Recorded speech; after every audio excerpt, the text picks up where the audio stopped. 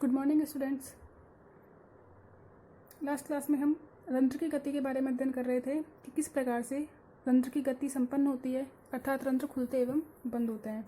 हम पढ़ चुके थे कि रंध्र गति की क्रियाविधि को समझाने के लिए 3 सिद्धांत दिए गए हैं, जिसमें से पहला सिद्धांत है स्टार्च शुगर हाइपोथेसिस, यानी कि मान शर्करा परिकल्पना।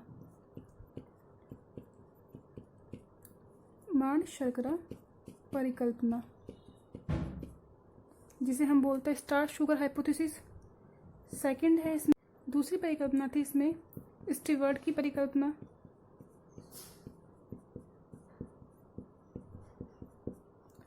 एवं थर्ड और सर्वाधिक जो मान्य परिकल्पना है इसमें वो परिकल्पना है सक्रिय K+ आयन स्थानांतरण परिकल्पना। सक्रिय K+ आयन स्थानांतरण परिकल्पना। यह सिद्धांत देखिए, लास्ट वीडियो में हम सक्रिय K+ आयन स्थानांतरण सिद्धांत के बारे में पढ़ चुके थे। किस तरीके से पोटेशियम आयन के स्थानांतरण से रंध्र के खुलने एवं बंद होने की क्रियाविधि संपन्न होती है। आज हम मान शर्करा परिकल्पना और स्टीवर्ट की परिकल्पना के बारे में अध्ययन करेंगे। रंध्र के खुलने की क्रियाविधि को समझने से पहले एक बात पुनः ध्यान कर लेते हैं कि जब द्वार कोशिकाएं स्फीत अवस्था में होती है तो रंध्र खुल जाते हैं, तथा जब द्वार कोशिकाएं स्लथ अवस्था में होती है तो रंध्र क्या हो जाते हैं, बंद हो जाते हैं। अर्थात रंध्र का खुलना या बंद होना किसके ऊपर डिपेंड करता है, द्वार कोशिका की अवस्था के ऊपर डिपेंड करता है। क्लियर है? तो अब आज जो हम परिकल्पना पढ़ेंगे उसमें फर्स्ट देखते हैं मान शर्करा परिकल्पना। सर्वाधिक महत्वपूर्ण परिकल्पना सक्रिय K+ आयन स्थानांतरण की परिकल्पना थी, जो हम पढ़ चुके हैं और इसके बारे में एग्जाम्स में भी पूछा जाता है। मान शर्करा परिकल्पना यानी कि स्टार्च शुगर हाइपोथेसिस। और हम ये भी जानते हैं कि जो पादप है अपने अतिरिक्त भोजन को या भोजन का जो संग्रहण है वो किसके रूप में करता है, स्टार्च के रूप में करता है। क्लियर है? अब देखिए मान शर्करा परिकल्पना के बारे में हम देखते हैं। ये जो मत है इसका प्रतिपादन किसने किया था, सायरे ने। तो किसके द्वारा दी गई ये परिकल्पना, एक वैज्ञानिक जिनका नाम क्या है, सायरे। तो ये परिकल्पना किसके द्वारा दी गई थी, सायरे के द्वारा। सायरे ने क्या बताया कि दिन के समय रंध्र खुलते हैं। हमें पता है कि डे के टाइम पे रंध्र क्या रहेंगे, ओपन रहेंगे, और नाइट के टाइम पे यानी डार्क में रंध्र क्या रहेंगे, आपके क्लोज रहेंगे। क्लियर है? तो सायरे ने क्या बताया कि डे के टाइम पे क्या होता है, गार्ड कोशिकाओं में यानी कि रक्षक कोशिकाओं में या द्वार कोशिकाओं में CO2 की मात्रा क्या होती है, कम। सायरे ने बताया कि दिन के समय द्वार कोशिकाओं में या रक्षक कोशिकाओं में किसकी मात्रा कम होती है, CO2 की। हम जानते भी हैं कि दिन के समय जो CO2 है वो कहाँ काम में आ जाती है, प्रकाश संश्लेषण में। जब CO2 प्रकाश संश्लेषण के द्वारा भोजन के निर्माण में काम में आ गई तो CO2 की मात्रा क्या हो गई, कम। और हम ये भी जानते हैं कि CO2 कैसी होती है, अम्लीय, कार्बोनिक अम्ल बनाती है CO2। कार्बन डाइऑक्साइड क्या बनाएगा, कार्बोनिक अम्ल। जब CO2 की मात्रा कम है तो यानी कि अम्लीय प्रवृत्ति क्या है इस टाइम पे, गार्ड कोशिकाओं में कम है। तो CO2 की मात्रा कम होने से क्या होता है, pH का मान क्या होता है, बढ़ जाता है। pH का मान तुलनात्मक रूप से क्या हो जाएगा, अधिक हो जाएगा। और जैसे ही इस pH का मान अधिक होता है, इस अधिक pH की उपस्थिति में फास्फोराइलेज एंजाइम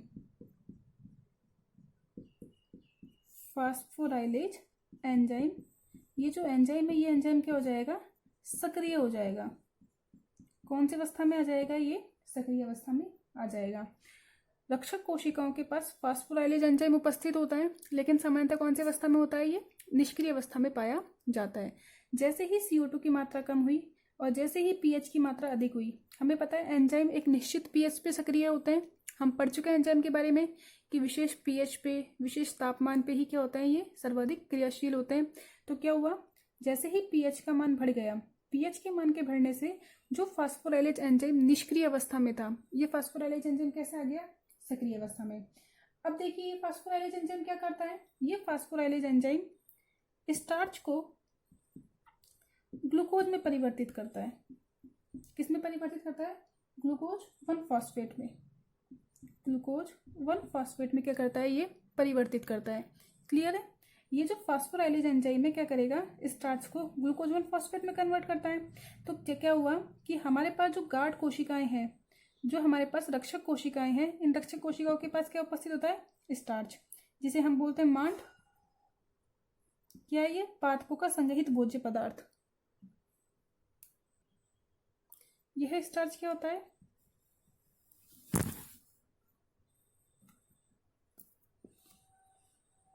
यह जो स्टार्च है यह पादपों का संग्रहित भोज्य पदार्थ है। पादप जो भोजन का संग्रहण है किसके रूप में करते हैं, स्टार्च के रूप में, और जंतु किसके रूप में करते हैं, ग्लाइकोजन के रूप में। तो यह जो स्टार्च है जो कि गार्ड कोशिकाओं में या रक्षक कोशिकाओं में उपस्थित है, ये फास्फोराइलेज एंजाइम की उपस्थिति में किस में हो जाएगा, चेंज हो जाएगा, ये ग्लूकोज 1 फॉस्फेट में परिवर्तित हो जाता है।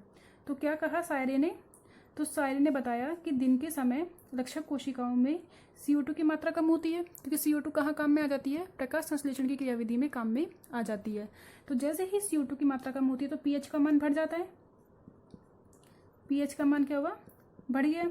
और इस अधिक pH पर फास्फोराइलेज एंजाइम किस में हो जाएगा, ये फास्फोराइलेज एंजाइम सक्रिय अवस्था में आ जाता है। इसके सक्रिय होने से द्वार कोशिकाओं में उपस्थित स्टार्च ग्लूकोज 1 फॉस्फेट में परिवर्तित हो जाता है।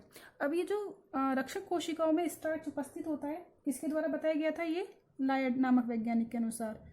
किसने बताया था, ये लायड वैज्ञानिक ने। लायड वैज्ञानिक ने बताया कि पादप कोशिकाओं में जो आपके पास द्वार कोशिकाएं होती है, इनमें स्टार्च ऑलरेडी उपस्थित होता है। क्लियर है। अब देखिए, जैसे ही ये ग्लूकोज 1 फॉस्फेट में परिवर्तित हो गया, तो ग्लूकोज 1 फॉस्फेट में परिवर्तित होने से द्वार कोशिकाओं की DPD के मान में बढ़ोतरी हो जाती है। DPD क्या होती है, DPD का मान का मतलब होता है विसरण दाब न्यूनता, कि विसरण दाब न्यूनता के मान में क्या हो जाएगी, वृद्धि हो जाएगी।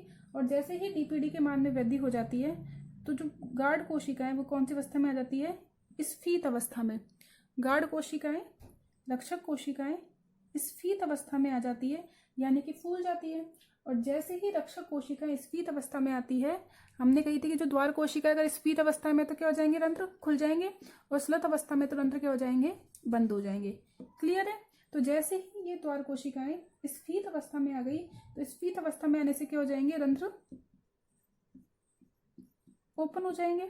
तो इस तरीके से रंध्र के खुलने की क्रियाविधि किसके द्वारा समझाई गई है, मांड शर्करा परिकल्पना के द्वारा। जो स्टार्च है, जो मांड है, वो किस में कन्वर्ट हो गया है, शर्करा में, यानी कि ग्लूकोज में। तो दिन के समय CO2 की मात्रा कम है, CO2 की मात्रा कम होने से pH ज़्यादा हो जाएगा। इस अतिरिक्त pH पर फास्फोराइलेज एंजाइम क्या हो जाएगा, सक्रिय, और यह सक्रिय होकर के द्वार कोशिकाओं में उपस्थित स्टार्च को ग्लूकोज 1 फॉस्फेट में परिवर्तित कर देता है। यह ग्लूकोज 1 फॉस्फेट क्या करेगा, आपके जो कोशिका द्रव्य है उसमें आसानी से घुलनशील है स्टार्च की तुलना में। तो क्या हो जाएगा, DPD के मान में बढ़ोतरी हो जाएगी, DPD का मान बढ़ जाएगा, कोशिका स्फीत हो जाएगी, और रंध्र क्या हो जाएंगे, खुल जाएंगे। इसी के साथ इन्होंने बताया कि रात्रि के समय, क्योंकि आपको रंध्र को खोलने के साथ बंद करने की विधि बतानी है, तो रात्रि के समय क्या होता है, प्रक्रिया इसकी विपरीत हो जाती है। विपरीत कैसे हो जाएगी, देखिए, रात है मतलब अंधेरे में क्या होगा, प्रकाश उपस्थित नहीं होगा, प्रकाश नहीं होगा तो प्रकाश संश्लेषण की क्रियाविधि नहीं होगी। तो उस प्रक्रिया में क्या हो जाएगा, CO2 की मात्रा में बढ़ोतरी हो जाएगी, वृद्धि हो जाएगी। और जैसे ही CO2 की मात्रा बढ़ी तो pH कैसी हो गई, अम्लीय। मैं बता चुकी हूँ CO2 कार्बोनिक अम्ल बनाता है H+ से क्रिया करके। तो क्या हुआ, ये आपकी जो pH है कैसी हो जाएगी, इसकी pH अम्लीय हो जाएगी। इस अम्लीय pH पर जो फास्फोराइलेज एंजाइम है इनएक्टिव कंडीशन में हो जाएगा।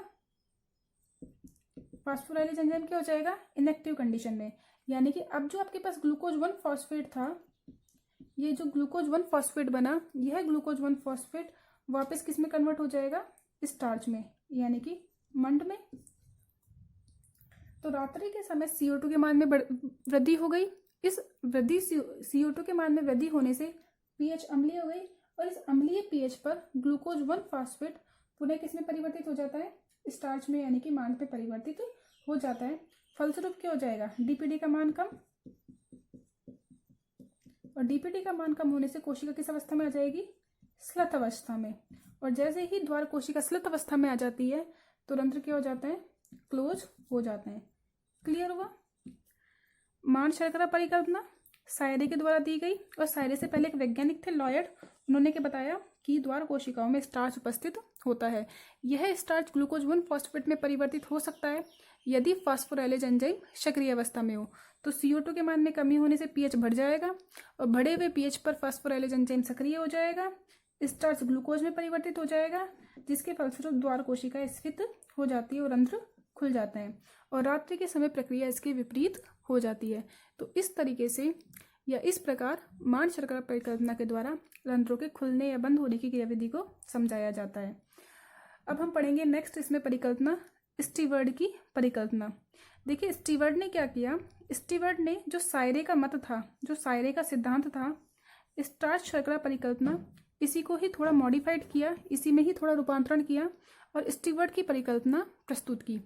इन्होंने क्या कहा देखिए, अभी देखेंगे इसमें इसके बारे में, लेकिन देखिए यहाँ पे देखिए सायरे ने कहा था कि किस में कन्वर्ट हो रहा है, ग्लूकोज 1 फॉस्फेट में। स्टीवर्ड ने कहा कि जो ग्लूकोज 1 फॉस्फेट है ये अपने अन्य रूपों में भी परिवर्तित हो जाता है, और जिसके जो अन्य रूप है वो क्या है, जो साइटोप्लाज्म कोशिका द्रव्य है उसमें ग्लूकोज 1 फॉस्फेट की तुलना में भी बहुत आसानी से घुलनशील होते हैं। ठीक है, तो देखते हैं स्टीवर्ड ने क्या कहा। स्टीवर्ड की परिकल्पना इस ग्लूकोज 1 फॉस्फेट से आगे चलती है। तो देखिए सेकंड परिकल्पना स्टीवर्ड की परिकल्पना, स्टीवर्ड्स हाइपोथेसिस। ये स्टीवर्ड क्या कह रहा है, देखिए स्टीवर्ड ने किसके सिद्धांत को आगे बढ़ाया, सायरे के सिद्धांत को, यानी कि जो सायरे की परिकल्पना है उसी का ही रूपांतरित रूप किसकी परिकल्पना है, स्टीवर्ड की परिकल्पना। स्टीवर्ड ने बताया कि जैसे दिन के समय, डे की बात करते हैं हम, डे के टाइम पे CO2 की कमी हो गई थी, और CO2 की कमी होने से pH के मान में क्या हो गई थी, वृद्धि हो गई थी। क्लियर है, CO2 कमी हो गई थी और CO2 कमी होने से pH के मान में वृद्धि हुई थी। pH के मान में वृद्धि होने से क्या हुआ, जो हमारा स्टार्च था ये स्टार्च ग्लूकोज 1 फॉस्फेट में परिवर्तित हो गया था। क्लियर है, यहाँ तक किसने बताया था, सायरे ने। तो स्टीवर्ड ने कहा ये जो ग्लूकोज 1 फॉस्फेट है ये ग्लूकोज 1 फॉस्फेट आगे और परिवर्तित होता है और किस में कन्वर्ट हो जाता है, ये ग्लूकोज 6 फॉस्फेट में। किस में परिवर्तित हो गया, ग्लूकोज 6 फॉस्फेट में, और यह ग्लूकोज 6 फॉस्फेट लास्ट में क्या बना देगा, ग्लूकोज का निर्माण कर देता है। देखिए पहले ग्लूकोज का जो जब आप ग्लूकोज की संरचना देखते हैं तो उसमें नंबरिंग की जाती है, तो इसमें पहले पोजीशन पे क्या था, फास्फेट समूह।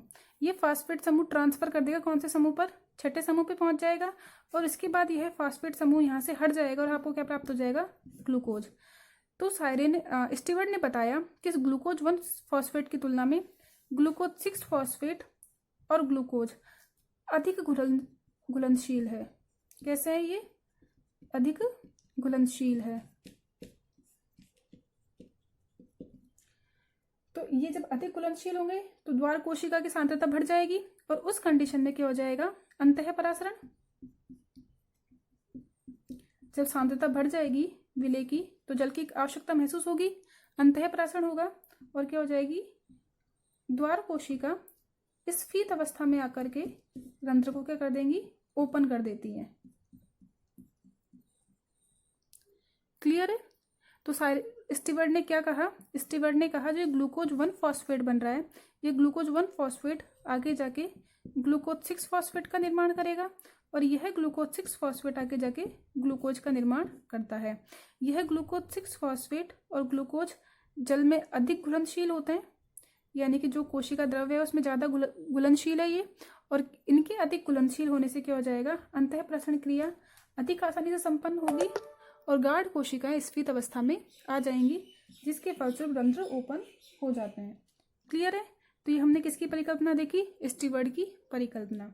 तो रंध्रों के खुलने या बंद होने के लिए या रंध्र की जो गति है उसको दर्शाने के लिए 3 परिकल्पनाएं दी गई है, मान शर्करा परिकल्पना, स्टीवर्ड की परिकल्पना, और तीसरी परिकल्पना किसकी हो जाएगी, सक्रिय पोटेशियम आयन स्थानांतरण परिकल्पना। क्लियर है, और हम तीनों ही परिकल्पनाओं के बारे में अध्ययन कर चुके हैं। अब देखिए जो हम नेक्स्ट पॉइंट पढ़ेंगे वो है वाष्पोत्सर्जन का महत्व, कि जो रंध्र के द्वारा रंध्र गति हुई, यानी कि रंध्र खुले और रंध्र बंद हुए, जो ये रंध्र गति संपन्न हो रही है, इसके फलस्वरूप रंध्र खुल रहे हैं और रंध्र बंद हो रहे हैं। जो ये रंध्र खुल रहे एवं बंद हो रहे हैं, ये रंध्र गैसों का विनिमय करते हैं, गैसों का आदान प्रदान करते हैं। रंध्र के क्या कार्य है? ये गैसों का विनिमय करते हैं, यानी कि श्वसन एवं प्रकाश संश्लेषण में सहायक है। इसके साथ ही ये रंध्र वाष्पोत्सर्जन की क्रियाविधि में भी सहायक है। रंध्रीय गति पढ़ने से पहले हमने रंध्र की संरचना देखी थी कि किस तरीके से रंध्र वाष्पोत्सर्जन में हेल्प करते हैं या सहायता करते हैं। तो ये जो वाष्पोत्सर्जन की क्रियाविधि है, कि हमने कहा था कि पादप जो जल अवशोषित कर रहे हैं उसका कुछ भाग तो उपापचयी क्रियाओं में काम में ले लेते हैं और शेष भाग को क्या करते हैं? शरीर से बाहर त्याग देते हैं। किसके रूप में? वाष्पोत्सर्जन के रूप में या जलवाष्प के रूप में। तो ये वाष्पोत्सर्जन पादप के लिए क्यों आवश्यक है? इस वाष्पोत्सर्जन का पादप के परिप्रेक्ष्य में क्या महत्व है, देखते हैं। तो हमारा नेक्स्ट टॉपिक है वाष्पोत्सर्जन का महत्व।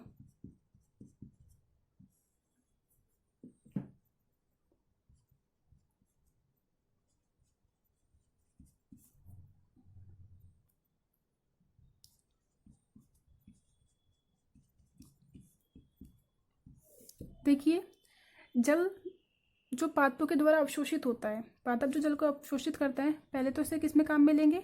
उपापचयी क्रियाओं में। जो भी शारीरिक क्रिया संपन्न हो रही है पादपों में, उसमें काम में लेंगे। और साथ ही साथ जो शेष जल बचता है उसे वाष्पोत्सर्जन के रूप में त्याग देते हैं। अब जो जल का अवशोषण हो रहा है वो सक्रिय भी हो रहा है और वो निष्क्रिय भी हो रहा है। मैक्सिमम हम मानते हैं कि निष्क्रिय होता है, लेकिन सक्रिय कुछ तो ऊर्जा खर्च होती है जल के अवशोषण में।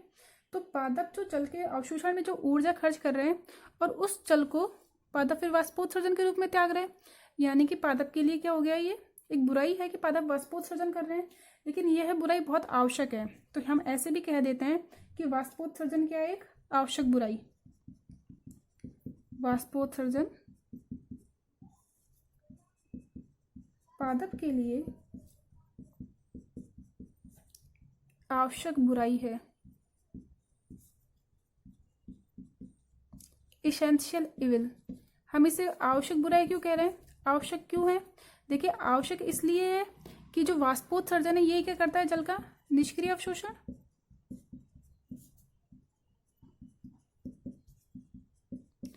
ये जो वाष्पोत्सर्जन की क्रियाविधि है क्यों आवश्यक है? क्योंकि वाष्पोत्सर्जन की क्रियाविधि से क्या होगा? एक तनाव बनता है, जिसे हम वाष्पोत्सर्जन सहसंजन तनाव के बारे में हमने अध्ययन किया था। इसी वाष्पोत्सर्जन सहसंजन तनाव यानी कि भौतिक दाब के कारण ही जल का निष्क्रिय अवशोषण होता है। तो जल का निष्क्रिय अवशोषण कितने % होता है? ऑलमोस्ट 96 से 97%। तो जल के निष्क्रिय अवशोषण के लिए क्या आवश्यक है आपको? वाष्पोत्सर्जन की क्रियाविधि। हानिकारक क्यों है? देखिए, हानिकारक इसलिए है कि इतनी जो कुछ भी जो ऊर्जा खर्च होती है तो वो ऊर्जा क्या हुई? वेस्ट हुई।